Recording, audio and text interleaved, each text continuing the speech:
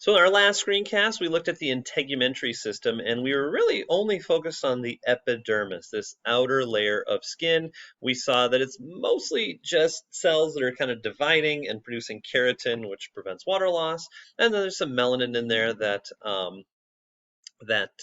gives skin its color and protects us from UV light.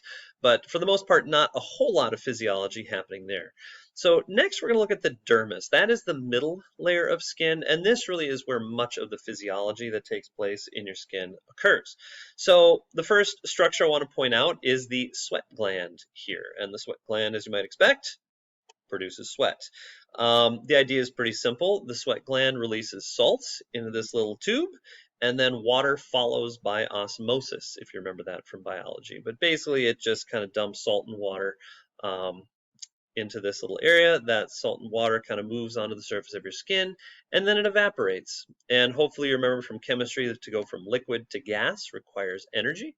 And so as that water sort of goes from liquid to gas and goes away, it pulls heat away from your body and cools you off. You experience this pretty much every day, unless you're social isolating, then maybe it's more like every 3 or 4 days. But when you get out of the shower, it's cold. And the reason it's cold is because all that water on your skin is evaporating. And as it goes from liquid to gas, it's taking heat from your body and kind of escaping with it, so to speak. And once you towel off and are dry, then it's no longer as cold because this evaporation isn't happening. So that's kind of how sweat works. And then those salts that are produced are why your dog might like lick you constantly after a run. It's because they like that salt. And when you're sweaty, all that salt is on your skin. I remember my dogs would just like lick me, and it was gross. So anyway, the next structure in the dermis are blood vessels. You notice there's a bunch of blood vessels kind of running through here, and I want to talk about one of the big functions of those blood vessels. They help regulate your body temperature. So basically, you've got this, here's just kind of a diagram that shows blood flowing through the skin. Here's the epidermis, and you can see there's blood vessels going out here, but there's these little muscles that constrict to cut off blood flow to these outer layers. Now, under certain conditions, if you get hot, for example, maybe you're working out and you start to get heated up, well, then that muscle will relax, and that allows the blood to flow out, and these blood vessels expand outward, and now that blood is near your skin where it can radiate heat across. You've seen this in your everyday experience, right? If you get too hot, then after a run, for example, your face gets all reddish, and that's basically red because of this blood moving closer to it. And if you ever, someone that you know very well, you can or yourself actually, you just kind of feel the surface of their skin, just kind of hold it up. Don't touch the skin, but just feel. You can just feel that heat just radiating out there as this is happening. In contrast, if it's too cold, then those blood vessels, they constrict and you cut off blood flow to your skin, and you get a very pale, almost bluish look. So this is somebody who's suffered from hypothermia. Maybe they were out in the cold too long or fell through ice. Then you get this almost whitish, palish, bluish color because that blood flow cuts off because of that. So your blood vessels are playing an important role in heat regulation. You've also got hair follicles that begin here. So hair begins in the dermis and kind of grows out. And I want to talk about a few things associated with the hair. One, they're associated with little muscles. They're called erector pili muscles. And these are what cause your hair to stand up. And when your hair stands up, that's why you get a goosebump. Now you might wonder, why do I get goosebumps? What's the point of a goosebump? Well, it's a little hard to understand in humans. So let's talk about other animals. So under what circumstances do we get goosebumps? And why do you think we get them? Usually we get goosebumps when we're either cold or scared. So if we look at little kitty here, when it gets goosebumps, its hair stands up. And you'll notice that when it does that, two things happen. One, it looks larger. So if it's scared that a predator is going to attack it, it can these goosebumps sort of spring its hair upright, and it looks bigger and a little bit more intimidating, but sorry, kitty, you're still pretty adorable. I'm not sure that's going to stop a predator. The other thing is, by standing up, it sort of traps a layer of air around its body. all those hairs standing up will kind of slow airflow down, and that air is a really good insulator. So if you're cold, having those hairs stand up can trap air and insulate you and keep you warm. So this is kind of the evolutionary reason why goosebumps exist. Now in humans, we don't really have much hair anymore. And so for us, we just kind of look dumb, to be honest. You know, it stands up, but it doesn't really trap enough air to make a difference. It doesn't make us look bigger. It doesn't warm us up. We just look dumb.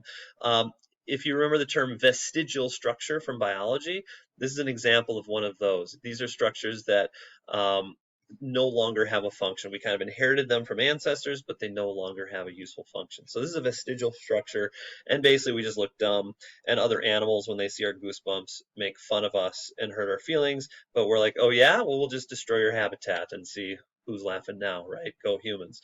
So anyway, another structure associated with hair follicles are sebaceous glands. So sebaceous glands, their job is to produce a moisturizing oil called sebum. So you can see these glands are associated with the hair follicle. They produce the oil, and the oil kind of moves up the hair and then spreads over the surface of the skin. And you know, if you look at this kind of image of the skin, it's kind of gross to think about, but here's like sweat from the sweat gland oozing out. You know, there's the sweat gland. You've got sebum from the sebaceous glands oozing out, and your skin on a microscopic level just kind of looks kind of gross. So if you don't have enough sebum, moisturizing sebum produced, that's where you get chapped hands or lips or whatever it is. In fact, there's one part of the body that doesn't have sebaceous glands at all, and it is frequently chapped, and that is your lips. And that's why chapstick is a thing. It's to help protect those lips who don't have the natural protection of sebaceous glands. A more long-term solution, I'm told, is just to put rubies all across your lips, and I guess that limits water loss. That's not true. I just Google image lips, and this came up, and I thought that was funny. So, what happens when a sebaceous gland gets clogged? Well, if that sebaceous gland gets clogged, that oil is going to kind of build up, build up, build up, and not be able to escape. That is where acne comes in.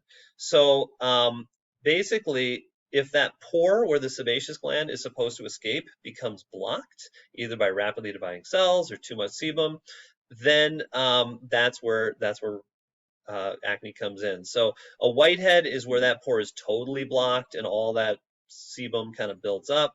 A blackhead, there's like this little tiny gap where it can escape, so it kind of pushes out a little bit, and then the blackhead kind of, or the melanin kind of gives it that black color. And then a pimple, by the way, is where this gets inflamed and infected, and that's where that reddish color comes in. So, yeah. By the way, anything in italics is me signaling to you that you don't need to know that information for a test. It's more just kind of for fun. So I should have probably pointed that out earlier. So don't feel like you need to write down all of the italics text. Hypodermis then is the third and final layer. This is the fatty inner layer of your skin down below, and it's mostly made up of fat. And you may remember I said connective tissue connects your skin to your underlying muscle, and so fat, adipose tissue, is a type of connective tissue, so it's sort of connecting it. A couple fun facts about this. Perhaps you've heard that if you remove the skin from chicken before eating it, it's healthier. And that is true, and the reason why is because by removing the skin, you're removing that hypodermis as well, that fat. And so it's lower fat if you remove it, but it also doesn't taste as good because fat, yummy, tastes good. So make your choice there. Final thing I wanted to mention are just burns, and tell you a little bit about burns. So there's 3 layers of skin: epidermis, dermis, hypodermis. And you may have heard of a 1st degree, 2nd degree, 3rd degree burn. These terms basically refer to those 3 layers. So a 1st degree burn is basically like a sunburn, and it damages the epidermis, that first layer of skin, and that's it. Not a major deal. It can increase your risk of wrinkles and skin cancer, so not something you want to, do all the time, but not gonna kill you once in a while. A 2nd degree burn is where it also starts to damage the dermis, and this becomes a much bigger deal. A 3rd degree burn is where it goes through the hypodermis as well. This is a pretty major burn. And so to understand, and here's me. I grabbed a hot pan once. I didn't realize it was hot. And ooh, yeah, that was my burn. That was painful. That's my hand. The way we treat burn victims, I think, highlights the importance of your skin for you. So the first thing you do is you wrap them in sort of antibiotic-coated gauze.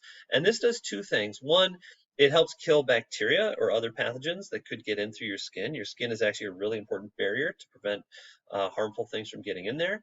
And two, it also prevents water loss, because the other thing that we do to treat burn victims is we hook them up to an IV and we basically just introduce fluids into their bloodstream. And that's because without that keratin in your epidermis, if your epidermis has been burned away, you're going to lose a lot of water. And so you need to continually add fluids to replace that water that's being lost until you're treated. So the way we treat burn victims, I think, highlights just the importance that our skin plays that we don't always think about or give it credit for. So with that, we're done with Unit 1, our introductory unit to the human body. Thanks, everybody.